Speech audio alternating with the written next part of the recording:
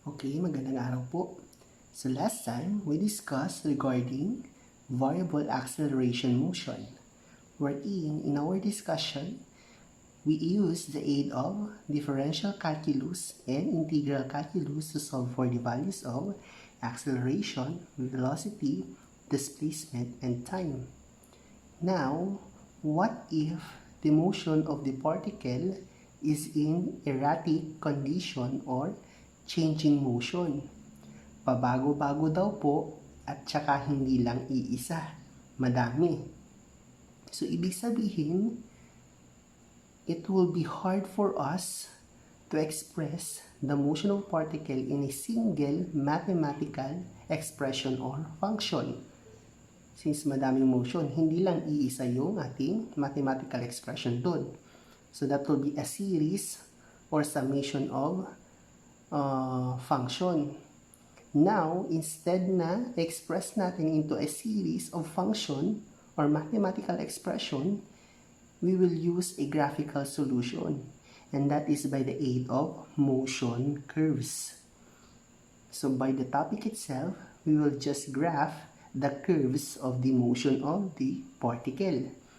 So as you can see here, meron tayong graphs dyan. We have here acceleration versus time na graph, wherein makukuha natin mismo or maidodrawing natin yung graph by plotting the points of the acceleration as a function of time na curve. And also, velocity versus time na graph. May gagraph natin mismo yun kapag plinat natin yung points na velocity as a function of time. Same with our displacement as a function of time na curve. Now, from the kinematic differential equations, we know that the acceleration is equivalent to dv over dt. So by cross multiplication, we can say that dv is equivalent to a dt. Integrating now both sides of the equation, since function of velocity to, let v1 will be our initial velocity and v2 will be our final velocity. Since this is a function of time, let t1 will be our initial time and then t2 will be our final time. For this side of the equation, the integral of dv is v. And that is from v1 to v2, equivalent to the integral of a dt from t1 to t2. Applying the limits here, that will be v2 minus v1, equivalent to, for this integral, in this side of the equation, analyze lang natin mismo yung ating acceleration versus time na graph. If we want to know the area of this part of the curve from t1 to t2, we will just assign a differential or rectangular strip since this is an irregular area, since yung curve natin dito is expressed in a mathematical expression.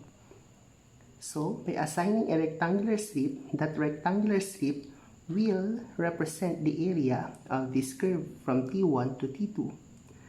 So, this is dt, or differential of time, and this is height a, or acceleration.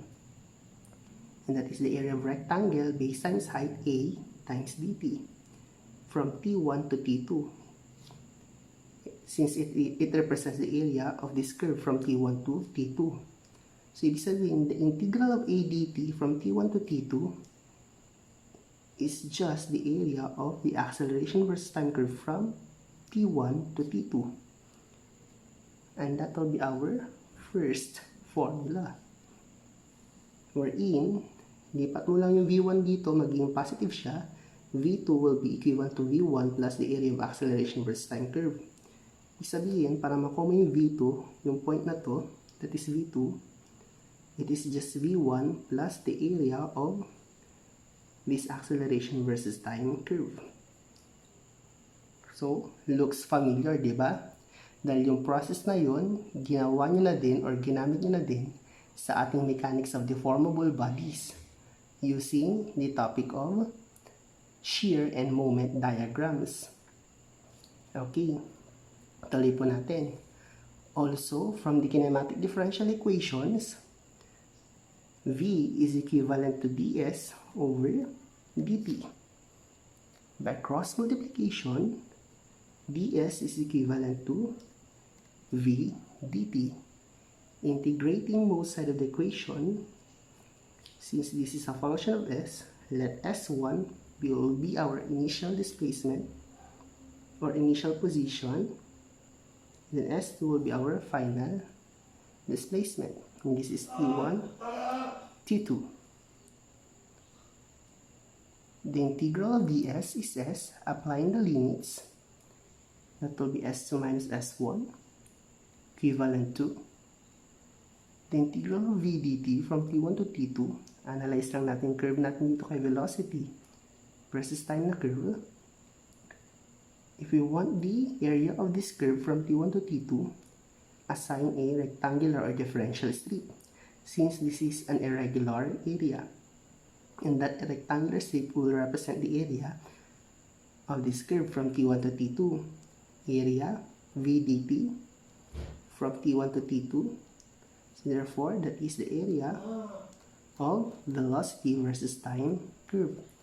And this will be our second formula.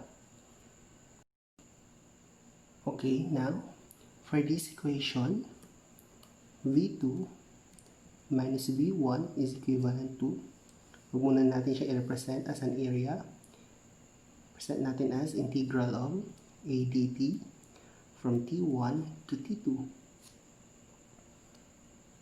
So, ibig sabihin, palitan lang natin yung variable natin dito.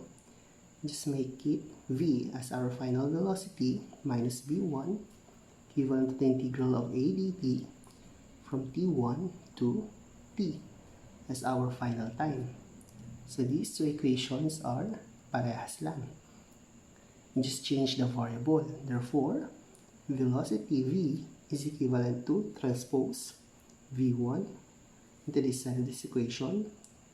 That will become positive v1 plus the integral of a dt from t1 to t.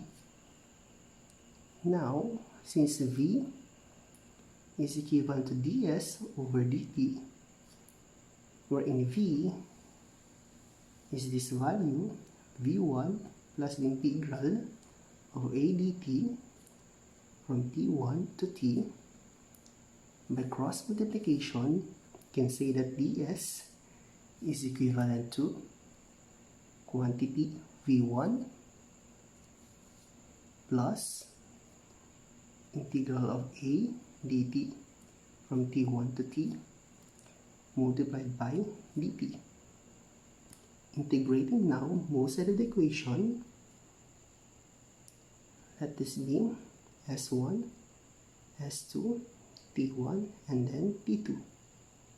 Integrating ds, that is s, applying the limits, s2 minus s1, equivalent to, is meron tayong dalawang term dito, transpose natin or distribute natin sa integral sign and then dt sa bawat term. So that will be the integral of v1 dt from t1 to t2 plus the integral of quantity integral of a dt from t1 to t dt from t1 to t2.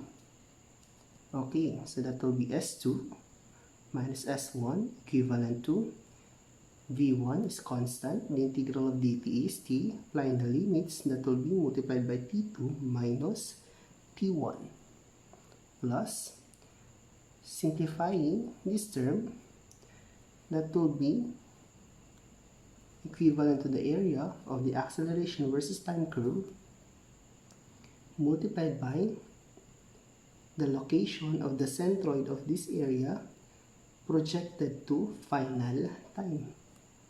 And that will be our third equation for this topic.